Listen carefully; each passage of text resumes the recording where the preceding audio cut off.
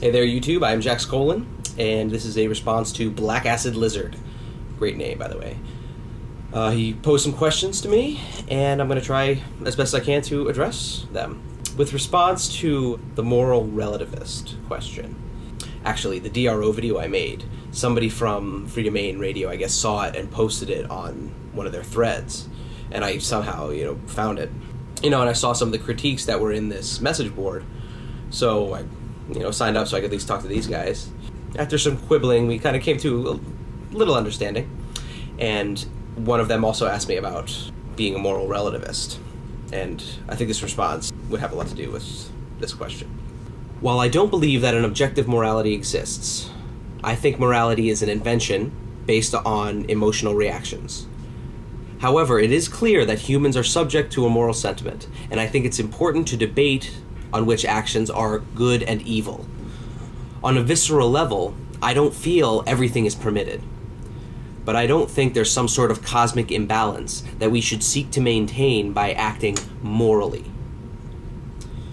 I think the actions that could best be determined as good are generally those that benefit society as a whole. The vast majority of these actions will also benefit the individual, but in the cases where it doesn't, are we morally obligated to act against our own self-interest? If I truly believe the U.S. was connected with and cared for its people, I would lay my life down in a moment.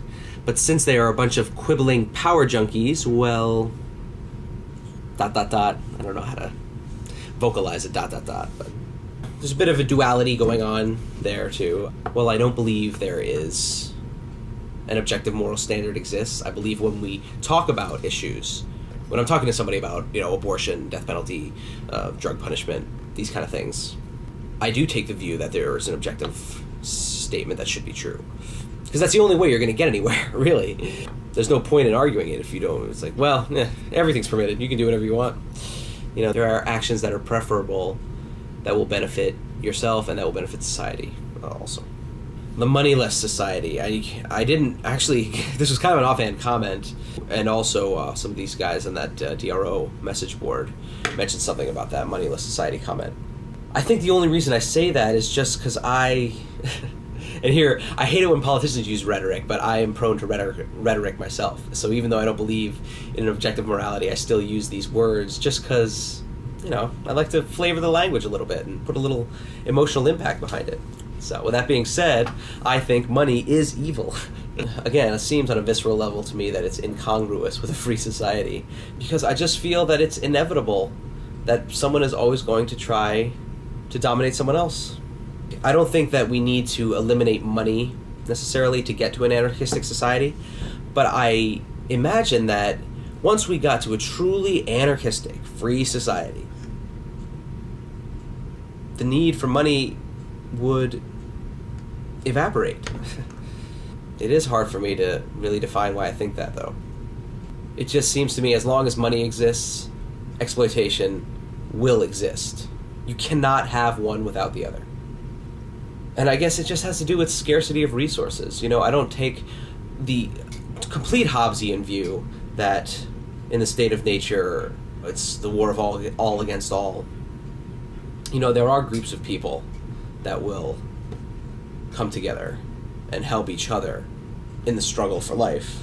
I do think there's an element of that, of the war of all against all, but it's not total chaos.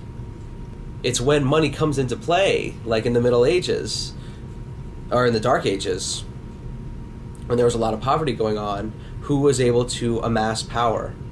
The people who owned land and could charge taxes on these poor people who were just taking the scraps off of what this guy was spending. Sorry, I don't know. I'm not really explaining this well, I feel like.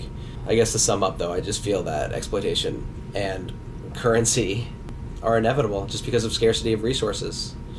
And if we can somehow get to the point that every human, every single person, would be equally willing to give up a full portion of their food to share with other people in their community. And honestly, I don't think we'll ever get to that phase. But again, as an anarchist, I fight from the viewpoint that we can fight past all that greed that is inherent in humanity. The right to property, I really don't know about yet. I still don't feel like I'm ready to really comment on that. I don't feel like I've read enough. Okay, the competition being the best check on power. I don't think competition is a good enough check in a free market to ensure that everybody will be treated with fairness. And I think you asked, is there anything better? And no, I don't think there is anything better.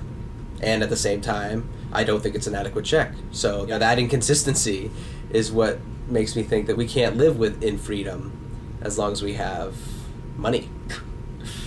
I know, it makes me sound completely loopy. But that's the conclusion that I keep coming to. That currency and exploitation are symbiotic with each other. Actually, Stefan would say that the oppressor gorges on their greed for power and then collapses.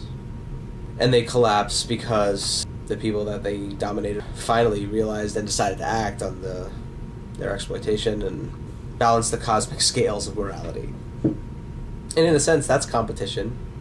That's competition for power. Maybe not necessarily competition for profits. So the other thing you were saying too, or that was a quote from Stefan, was we need to overcome the statist within ourselves. And this is, once again, a conclusion that leads me to believe that anarchy is impossible.